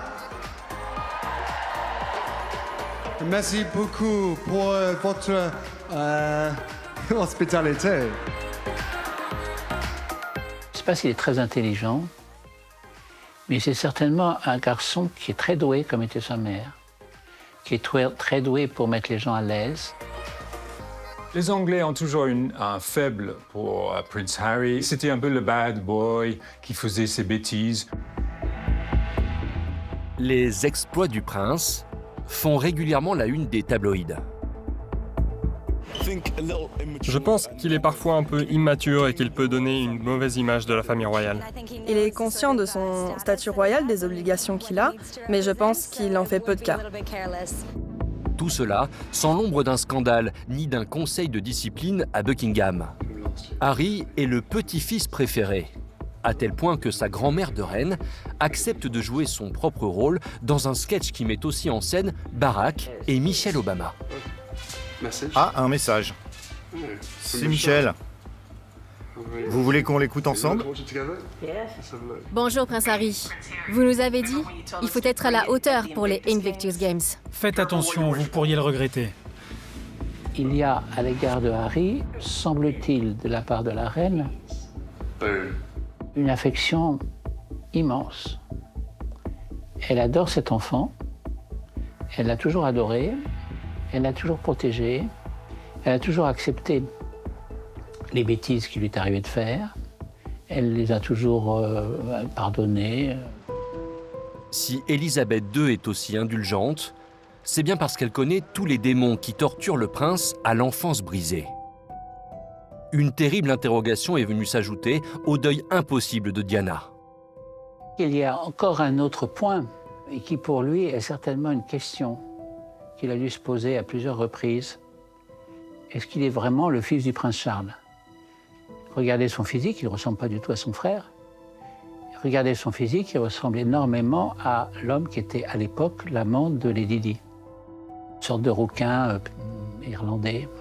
Et donc, qu'il se sente en porte-à-faux à l'égard de cette famille, à laquelle il appartient totalement, mais à laquelle peut-être il n'appartient pas, c'est certainement quelque chose qui le hante. C'est une rumeur parmi d'autres. On sait que c'est faux tout simplement parce que James Hewitt, donc, qui serait le vrai père supposé de Harry, l'a expliqué lui-même en interview. Enfin voilà, c'est un fait avéré. Il a rencontré Diana, avec qui il a eu une histoire pendant plusieurs années, quand Harry avait 2 ans. Alors biologiquement parlant, si l'enfant est déjà né, il ne peut pas être le père. Alors, on est quand même assez catégorique là-dessus. Dans les biographies du prince Harry, il est dit qu'à un moment, qu'il est prêt à faire des tests ADN pour savoir qui est son père. Et Charles lui répond, il n'y aura pas de test ADN, tu es mon fils. Point barre. La question est réglée. Mais c'est sûr que la presse ayant fait des titres là-dessus, c'est quelque chose qui vous blesse aussi quand on est enfant. Pour briser le cercle infernal, Harry s'engage dans l'armée britannique en 2007. Durant 10 ans, il servira la couronne. Soldat parmi les soldats, il trouve dans l'armée une nouvelle famille de cœur. Ces 10 ans dans l'armée, c'est la meilleure échappatoire que j'aurais pu trouver. Je suis sorti de tout ce système, de toutes ces intrusions dans ma vie. Surtout, j'ai ressenti que je pouvais accomplir quelque chose qui avait du sens et je faisais partie d'une équipe. Harry est désormais loin des médias qu'il déteste et qui le harcèlent sans répit.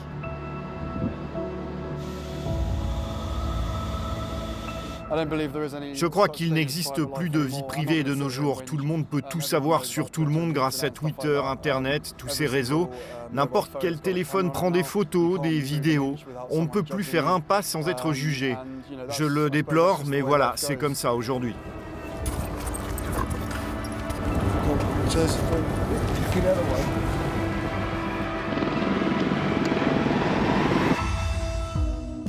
Cet éloignement fait du bien à Harry.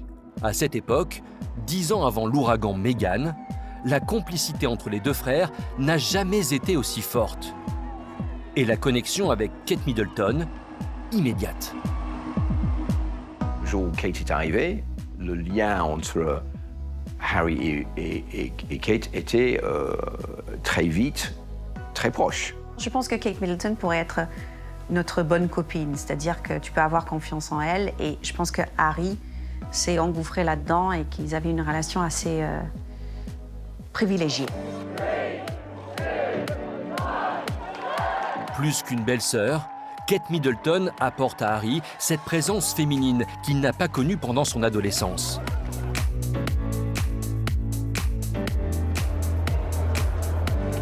L'arrivée de Kate Middleton, c'était un petit peu de douceur, un petit peu de rondeur.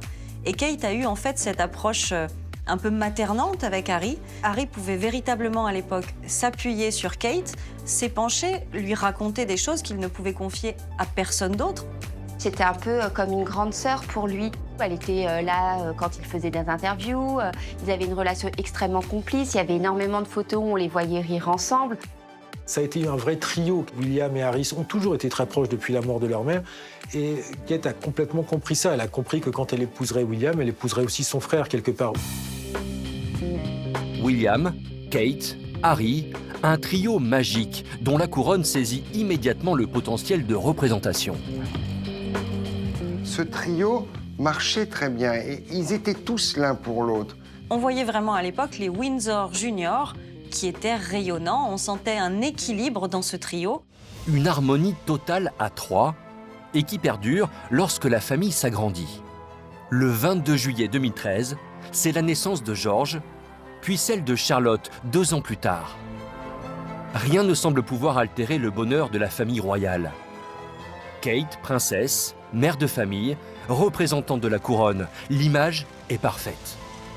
Et pourtant, dans quelques mois, l'arrivée de Meghan Markle va absolument tout remettre en question.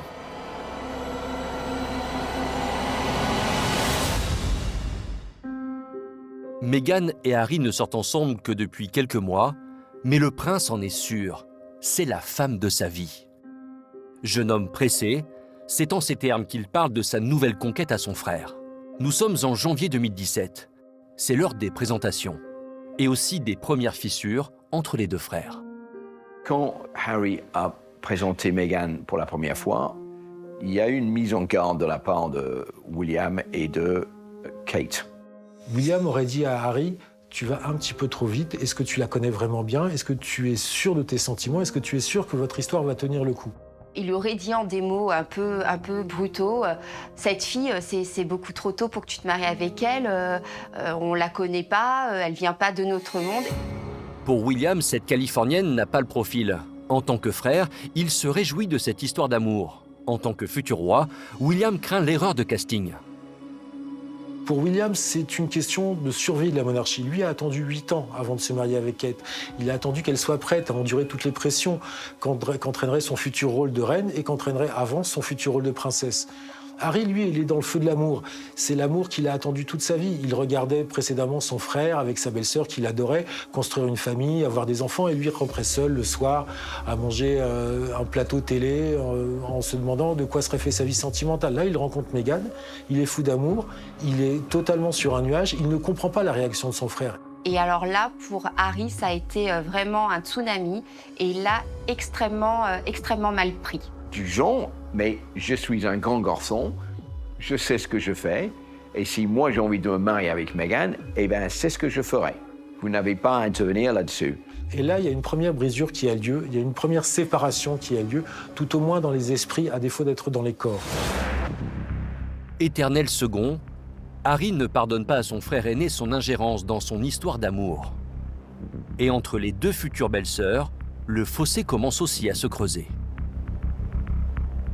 Entre Kate et Meghan, ça n'a jamais été une belle histoire d'amour, et ça dès le début. Quand Kate a vu arriver au départ Meghan, elle s'est dit c'était pas si facile que pour moi au début, et elle a essayé de lui donner 1 ou 2 conseils.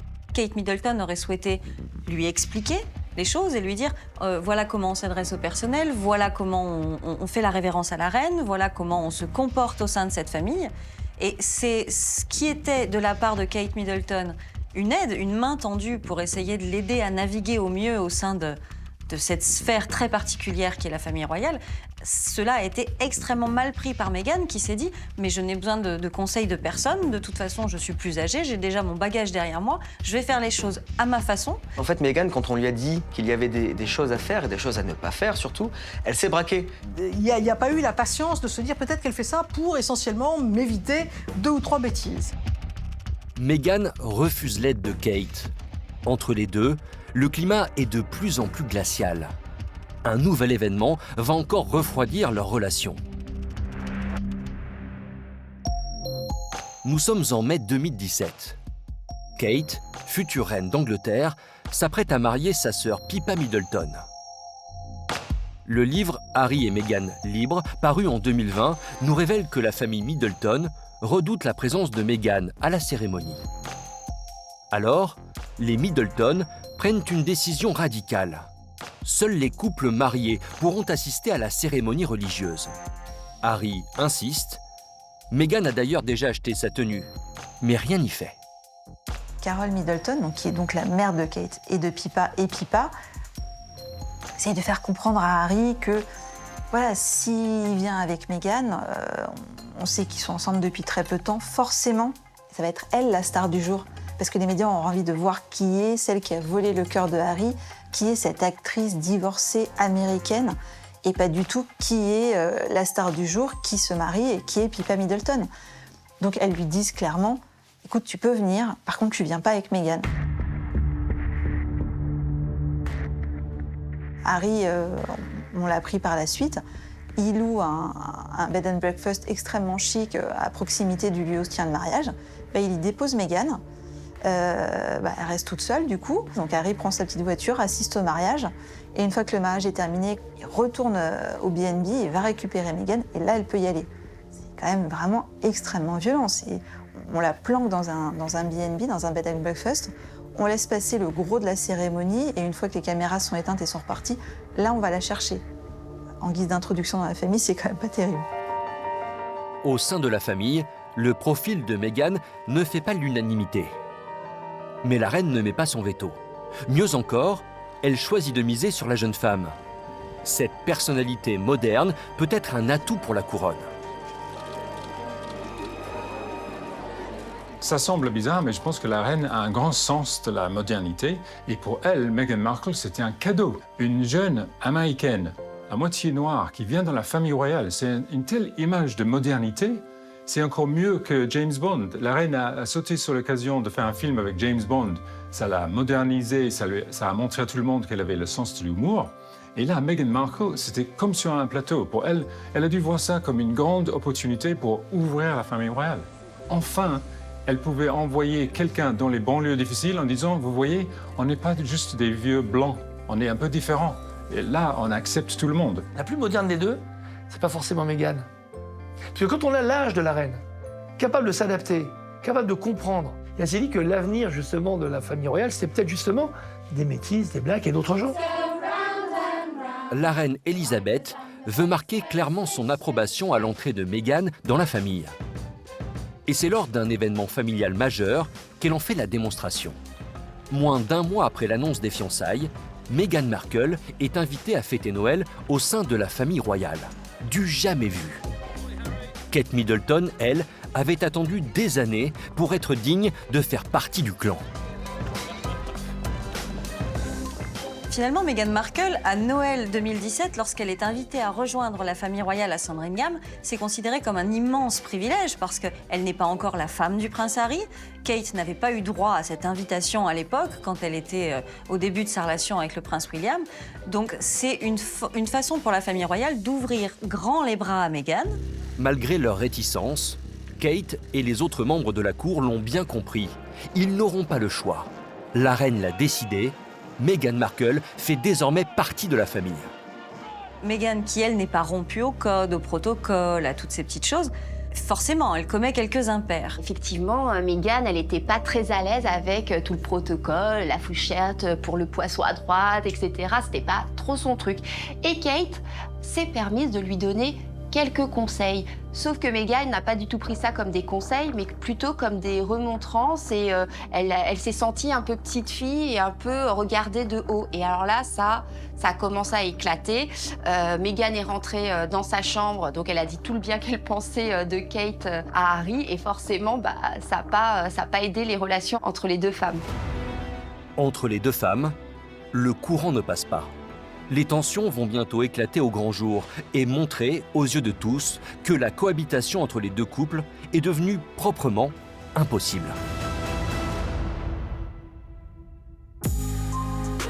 Comme le veut le protocole, les nouveaux époux emménagent à Kensington Palace. Leur appartement est tout proche de celui qu'occupent William et Kate. Petit à petit, alors qu'ils vivent ensemble dans les appartements de Kensington, les deux couples, Harry et Meghan d'un côté et Kate et William et leurs enfants de l'autre, des frictions se font jour. Si les deux couples se croisent, ils tentent de maintenir des rapports cordiaux. Jusqu'au jour où un malentendu met le feu aux poudres dans le hall du palais. Kate Middleton décide d'aller faire du shopping. Une après-midi finalement extrêmement classique. Meghan Markle, elle est un petit peu toute seule à Londres. Elle se dit moi aussi, j'irais bien faire du shopping avec toi et ce serait peut-être l'occasion de se connaître mieux et puis de faire pour le coup une vraie après-midi fille. Et Kate part sans elle. Voilà, Kate elle a son programme de prévu et a priori dans le programme il n'y avait pas de place pour Meghan Markle. Et ça a mis Meghan complètement hors d'elle. Voilà, elle s'est dit mais qu'est-ce que c'est que cette femme qui m'accueille comme ça voilà, je viens d'arriver dans la famille, on veut pas me montrer les bons endroits de shopping. Sauf que, encore une fois, les endroits que Kate fréquentait n'étaient pas les mêmes que les endroits que Meghan fréquentait. Kate, elle pouvait très bien se contenter d'une petite boutique juste en bas de chez elle, à quelques pâtés de maison, alors que Meghan Markle, elle voulait aller dans les grands magasins où il y avait des belles marques, où il y avait des personal shoppers qui étaient là pour l'habiller. Et ça, encore une fois, c'était une grosse différence entre les deux femmes. Cet incident de couloir pousse immédiatement Harry et son épouse à prendre une décision qui sera lourde de conséquences. Meghan et Harry ont demandé à ce que leur staff soit différencié de celui de Kate et William. Ils ne voulaient plus en fait que ceux qui assuraient leur promo, que ce soit l'attaché de presse, le community manager, etc., soient le même que Kate et William. Ils voulaient avoir le leur. Ils avaient envie d'avoir des communicants plus punchy, qui soient plus violents sur les réseaux sociaux et qui du coup leur donnent la victoire de l'image. Deux camps distincts cohabitent désormais à Kensington. Le personnel du palais se retrouve dans une position très inconfortable. Les langues se délient. Meghan est sur le banc des accusés. Assez rapidement, au moment où elle s'est installée en Angleterre, Meghan Markle, on commençait à fuiter qu'elle avait un comportement vers les équipes qui travaillent pour Kensington et donc à son service, un comportement qui n'était pas franchement très acceptable. Un peu à l'américaine, elle pouvait envoyer des mails à 5h du mat pour exiger des choses. Ça, c'est quelque chose, ce n'est pas possible, ce n'est pas envisageable au sein de l'administration de la famille royale. Les gens qui se sont plaints de son attitude sont quand même des gens respectables, qui travaillaient pour certains depuis de nombreuses années. On a le Times, qui est quand même le journal de référence britannique, donc on n'est quand même pas sur un tabloïd, qui sort toute une affaire avec des témoignages et des plaintes qui sont déposées contre Meghan Markle, c'est-à-dire qu'on sait qu'il y a leur chef de cabinet à l'époque de Kensington qui a fait un signalement par écrit, il a fait un mail. Je suis très préoccupée par le fait que la duchesse ait pu harceler 2 assistants personnels l'an passé au point de les faire quitter leur poste. La manière dont elle a traité X était complètement inacceptable. Elle harcèle, elle a toujours besoin d'avoir quelqu'un dans sa ligne de mire, elle démolit la confiance en soi des équipes. Il faut faire quelque chose, ce n'est pas possible. Des assistantes, Meghan en a viré 3-4. Et il y en a une qui était quand même l'ancienne assistante de la reine et qui est partie au bout de quelques mois tellement elle était insupportable. Enfin, Meghan avait quand même ce surnom de princesse difficile. C'est pas pour rien. Il n'y a jamais eu autant de turnover dans le personnel de la famille royale qu'au moment où Meghan était là. Pour Meghan, ce n'est pas du tout du harcèlement, c'est simplement être exigeante sur le travail. On dit qu'on a reproché à Meghan d'avoir envoyé des emails à 5h du matin. Mais Meghan, c'est une Californienne qui se lève avec le soleil, qui démarre sa journée de travail immédiatement et qui ne va pas en effet perdre 10 minutes en formule de politesse lorsqu'elle rédige un email. Là où Kate Middleton a totalement intégré tous ces codes et elle prend tout le soin de rajouter tout le décorum, tout ce qu'il faut. Il n'y a jamais un mot de travers, il y a toujours la formule de politesse idéale, il y a toujours le petit regard avec le petit sourire en coin, là où Meghan, elle, va droit au but. Pour ne pas laisser Kate prendre l'avantage, Meghan riposte par communiqué interposé. La duchesse est attristée par cette attaque personnelle, particulièrement pour avoir été elle-même la cible d'attaques et de harcèlement. À Kensington, l'ambiance est irrespirable. La reine doit intervenir pour séparer les combattants. Puisque Meghan et Harry veulent être indépendants, Elisabeth II, en novembre 2018, met à leur disposition Frogmore Cottage, une résidence royale située dans le somptueux parc de Windsor. Meghan et Harry décident de partir à Frogmore Cottage. Mais il faut rénover Frogmore Cottage. C'est une vieille bâtisse, un ancien pavillon de chasse, refaire l'électricité, refaire la plomberie. Ça va coûter 2,5 millions d'euros. À peine installés, les jeunes mariés font face à une nouvelle charge des tabloïds. Frogmore Cottage n'a pas seulement été rénové, mais entièrement relooké à la mode californienne. Fini les tentures et le mobilier 19e classé au patrimoine historique de la couronne. Place à une décoration Made in California. On sait qu'il se lance dans des travaux assez pharaoniques. On parle aussi de l'installation d'un plancher flottant, parce que pour les cours de yoga que Meghan adore, c'est quand même le top. Voilà, toutes les peintures sont écologiques, on fait en sorte qu'il y ait des panneaux solaires. Enfin, on rend la maison complètement éco-compatible, avec une débauche de luxe, vraiment. En fait, c'est quand même les Anglais qui ont payé. Et d'apprendre 6 mois plus tard qu'en fait, ils vont jamais y vivre, c'est quelque chose qui passe pas du tout. La facture stratosphérique fait grincer des dents. Les contribuables britanniques sont furieux. Meghan dépense sans compter et on leur présente la facture. Le couple devra rembourser les frais pour éteindre l'incendie. Après l'épisode des travaux, c'est encore au tour du protocole que la situation s'envenime un peu plus entre les belles-sœurs. Un choix politique cette fois qui met directement Kate Middleton sur la sellette.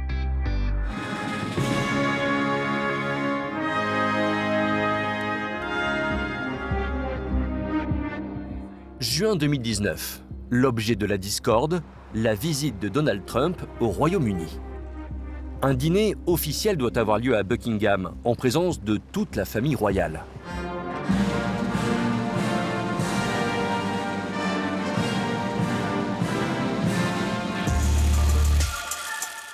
Pour Meghan, démocrate, il est hors de question de trahir ses convictions. On ne la verra pas aux côtés du président américain.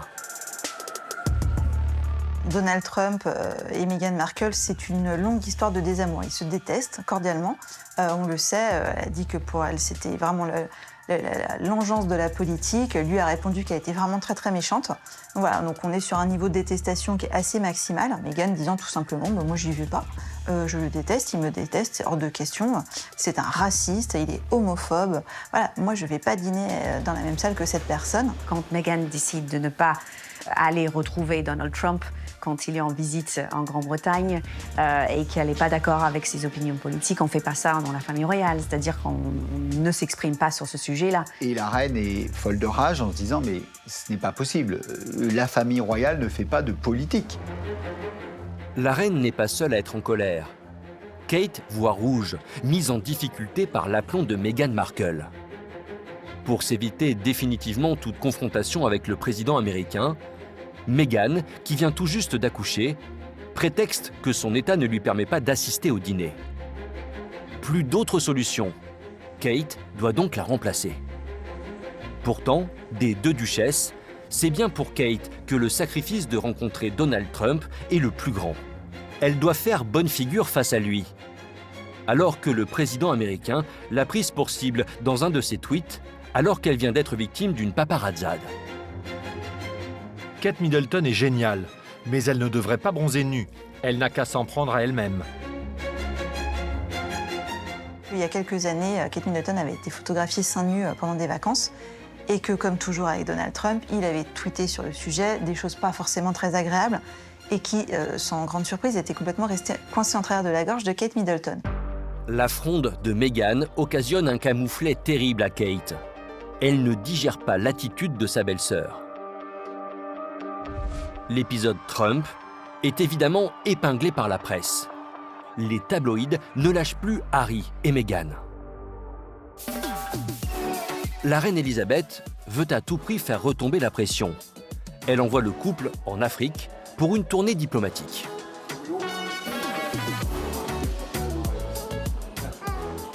Pouvoir être ici tous les deux ensemble sur le terrain pour voir combien de travail a été accompli, car des gens ont pris le temps de se parler et que d'autres étaient là pour les écouter, c'est une satisfaction immense. Cette écoute, on peut l'avoir ici, l'avoir à Londres, à Los Angeles, partout sur la planète. Pour faire avancer les projets, il faut de la force et de l'optimisme. Mais le plan de la reine ne va pas se dérouler comme prévu. Arrivé en Afrique du Sud, le couple se sert de la presse pour régler ses comptes. Et Meghan tire la première. Merci de me demander comment je vais. Personne ne s'en soucie vraiment. C'est une situation très réelle que je dois vivre en coulisses. Cette interview avec Meghan, qui finalement est complètement hors sol, où il lui dit, il pose des questions comme « Est-ce que vous allez bien ?» Et là, on découvre une Meghan Markle qui a les larmes aux yeux, qui dit « Ah, on ne pose pas souvent la question ». Et on sent une espèce de détresse en elle, qu'elle dit face caméra qu'elle est très malheureuse, que c'est très difficile, que ça va pas, qu'elle est franchement pas en forme. On sent qu'il y a une souffrance derrière, qu'il y a vraiment... que ça va pas être possible. Voilà, contre la famille royale et elle, ça va pas être possible. Meghan remercie le journaliste de lui demander comment elle va. C'est quand même le comble de l'indécence. Elle est en Afrique du Sud, elle est en représentation de la reine, et elle ne parle que de ses sentiments à elle. Ça, c'est un épisode qui a rendu William fou furieux. De son côté, Harry, lui, confirme que désormais, un fossé le sépare de son frère. Vous savez, entre frères, il y a des bons et des mauvais jours. Nous ne nous voyons plus aussi souvent. Pour William, d'entendre son propre frère et son épouse se plaindre face caméra en disant que c'est très difficile, que les médias britanniques c'est compliqué, que la famille royale c'est pas facile, c'est quelque chose pour lui qui est inenvisageable. C'est exactement comme si Harry avait dit face caméra, la famille royale c'est tous des gros nazes. C'est un sacrilège. Et on ne le sait pas forcément, mais le prince William, sous ses airs extrêmement calmes, c'est un sanguin. Le prince William est extrêmement colérique, il peut avoir des colères absolument terribles. Et là, il est rentré dans une phase de colère noire en découvrant ça. Et ce n'est pas fini. 2 mois à peine après leur retour d'Afrique, Harry et Meghan provoquent une nouvelle déflagration. L'Angleterre et les fonctions officielles, c'est fini pour eux.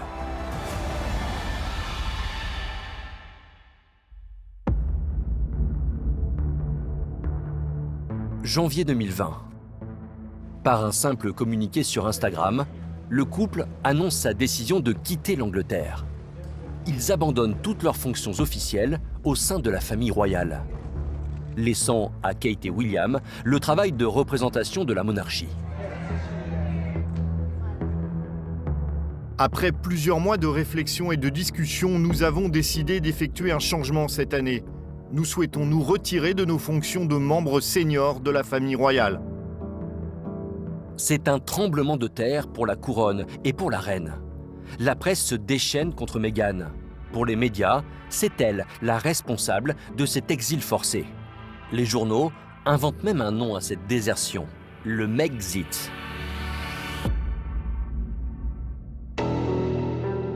Désormais installé aux États-Unis, loin de la couronne d'Angleterre et démis de ses titres officiels, Harry ne peut plus compter sur l'argent de la famille royale.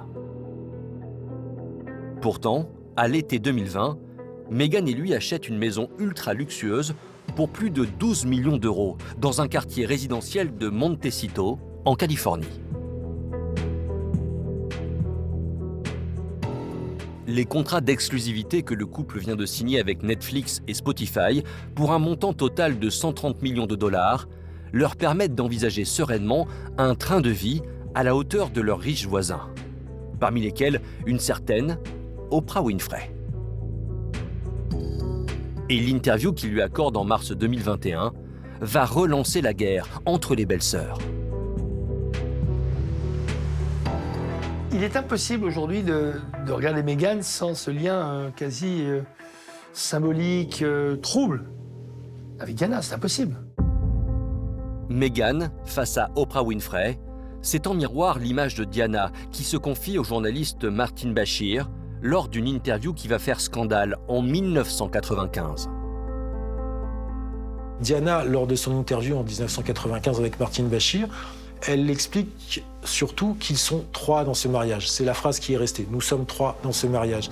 Mais c'est quelque chose qui ne concernait que Charles et elle, et très légèrement la famille royale.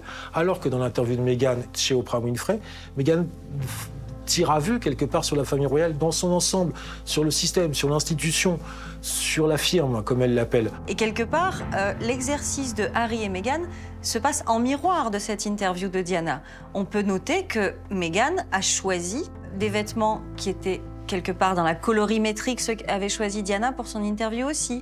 Elle est maquillée un petit peu de la même façon. Elle porte le bracelet Cartier qui appartenait à Diana. Le fantôme de Diana plane au-dessus de la guerre que se livrent aujourd'hui les 2 princesses. Diana a été un peu une pionnière dans la manipulation, l'utilisation des médias. Très clairement, Meghan a été assez influencée par elle. Dans sa jeunesse, elle avait tous les livres sur Diana. Sur sa table de nuit, il y avait la biographie de Diana. Elle a étudié toutes les choses sur Diana. On le sait, elle adore Diana. Et ça agace beaucoup d'Anglais qui se disent que jamais Meghan Markle ne sera Diana numéro 2. Et encore une fois, ça agace William qui se dit que la Diana numéro 2, s'il devait y avoir une Diana numéro 2, ça ne peut être que Kate Middleton. Pourtant, Meghan semble tout faire pour revendiquer l'héritage de Diana. Et dans cette entreprise, elle peut compter sur le soutien de son mari, le prince Harry. Harry essaye de sauver sa maman à travers son épouse. C'est le petit Harry qui n'a pas pu sauver sa mère, devenu adulte, qui essaie de sauver sa femme. Il a reconstitué avec sa femme le chemin de souffrance et pour tout dire de névrose qui était celui de sa mère. Et ça, elle l'a très bien compris, Meghan. Elle joue Diana, c'est une actrice. Meghan et sa fibre féministe, ses engagements humanitaires, son amour pour l'Afrique, les points de comparaison avec Diana sont nombreux. Diana se posait comme une victime de ce qu'elle appelait les hommes en gris, la firme, l'institution. Elle se sentait absolument isolée et seule au sein de cette firme qu'est la famille royale d'Angleterre. Et Meghan marche un petit peu dans ses pas lorsqu'elle dit qu'elle aussi s'est sentie isolée, abandonnée. Quelque part, elle dit ne pas avoir trouvé sa place parce que personne ne lui aurait tendu la main. De son côté, Kate, elle, ne joue pas le déballage médiatique.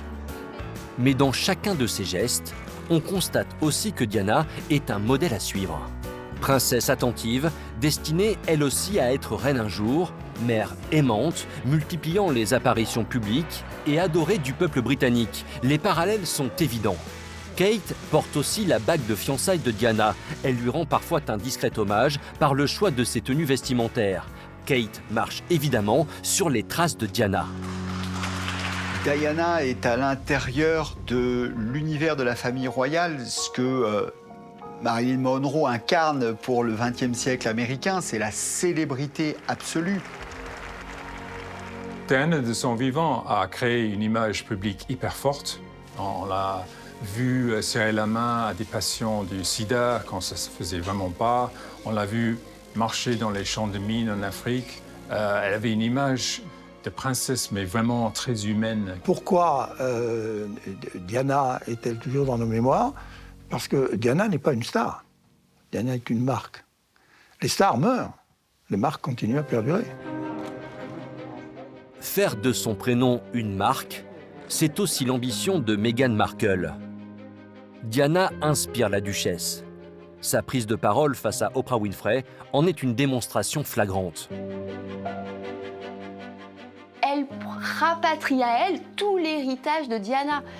Vous vous rendez compte, messieurs, je vis la même chose que Diana, je suis harcelée par la presse comme Diana, cette famille m'a exclue comme Diana. Donc quelque part, Meghan multiplie les symboles et les signes qui vont venir la rattacher au souvenir de la princesse Diana. Ça, à mon avis, ça ne peut pas être le fruit du hasard. Elle sait très exactement la puissance que peut avoir un détail et tout ce qui peut se cacher derrière le symbolisme. L'interview qu'avait donnée Diana, ça aussi, à mon avis, c'était pas une interview qui aurait dû se faire. Mais Diana s'est sentie trahie personnellement, par son mari d'abord, après peut-être par la couronne. Après, Diana s'est aussi vengée de tout ça. Et puis, elle a été future reine d'Angleterre pendant quand même un bon moment. Elle a fait aussi énormément de choses magnifiques en Angleterre et pour l'Angleterre. Meghan, elle est partie au bout de 18 mois. Elle n'a rien fait pour l'Angleterre. Tu peux pas cracher dans le plat, qui te fait manger. Ça n'existe pas. C'est très indécent. Une interview qui a ébranlé la couronne et en premier lieu, la reine Elisabeth.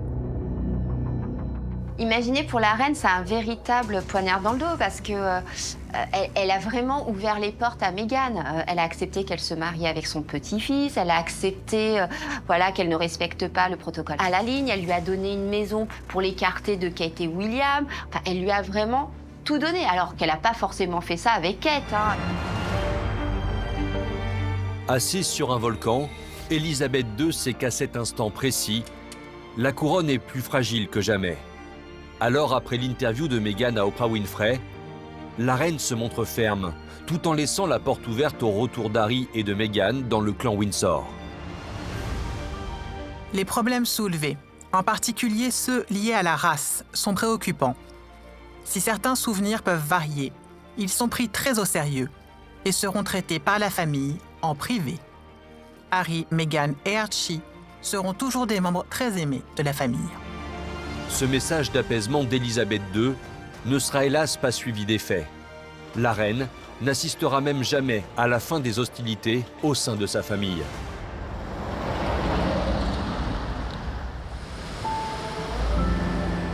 La souveraine meurt le 8 septembre 2022.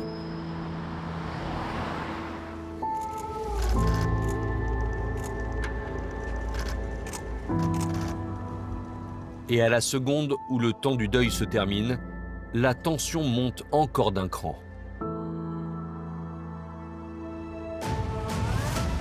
En choisissant de boycotter Westminster pour le sacre de son beau-père, Meghan inflige à nouveau un camouflet à la famille royale, laissant bien entendre qu'elle pourrait même ne jamais revenir en Angleterre. Ses ambitions sont aujourd'hui 100% américaines et sans limite. C'est une femme qui cherche toujours à aller plus loin, plus loin, plus loin. Elle peut aussi se dire, j'ai peut-être un destin politique, parce qu'après tout, elle a la richesse, elle a la célébrité, elle a les réseaux, elle a les idées pour rentrer en politique. Évidemment, tout le monde se dit, mais c'est clair, c'était calculé, elle veut devenir présidente des États-Unis. C'est la prochaine étape. Elle est copine avec Hillary Clinton, elle est copine avec les Obama. Alors attention, pour que Meghan Markle devienne présidente des États-Unis, il lui faudra quand même encore beaucoup cravacher. Cette longue marche vers le sommet est déjà toute tracée pour la belle-sœur de Meghan. Kate sera reine. C'est elle qui succédera à Camilla. Mais d'ici là, il lui faudra prouver chaque jour qu'elle a bien l'étoffe d'une future grande souveraine. C'est vrai que beaucoup de gens disent, mais n'oublions pas, elle sera la reine, mais le roi, ce sera quand même son mari, c'est William. Oui, mais je pense qu'elle prendra plus la lumière que lui. Elle a cette jeunesse, elle a cet espoir qu'on lui accroche déjà. Et donc cet espoir doit s'entretenir. Donc il faut être très très habile. Voilà pourquoi, en termes de communication, il faut qu'elle soit extrêmement vigilante. Elle, il faut qu'elle fasse très peu de choses, qu'elle en dise très peu, le moins possible, qu'elle fasse parler pour elle. Pour préparer justement le moment où, en tant que reine, elle devra reprendre quand même l'ADN d'Elisabeth. Ce qui serait absolument extraordinaire dans quelques années, c'est d'imaginer une Meghan Markle présidente des États-Unis et reçue par une reine qui s'appellerait Kate et qui recevrait sa belle-sœur à Buckingham Palace. C'est pas complètement quelque chose d'invraisemblable. En attendant que cet incroyable scénario ne prenne forme, le nouveau roi Charles III devra impérativement recréer les liens au sein de la famille royale pour éviter un règne douloureux. Charles aurait eu une phrase extrêmement émotive et forte à l'égard de ses deux fils. Il aurait dit lors d'une des dernières réunions tous les trois, mes enfants, je vous en supplie, ne faites pas de mes dernières années un enfer. C'est-à-dire que c'est dire à quel point la pression, la douleur, la violence entre les deux frères lui pèsent. S'il veut obtenir la paix au sein de sa famille, le roi Charles III devra s'armer de patience. Un deuxième volume des Confessions d'Harry est déjà programmé et Meghan pourrait, elle aussi, publier ses mémoires dans la foulée. Des mémoires dans lesquelles Kate Middleton occupera très certainement une place de choix. La bataille des belles-sœurs est sans doute loin d'être terminée.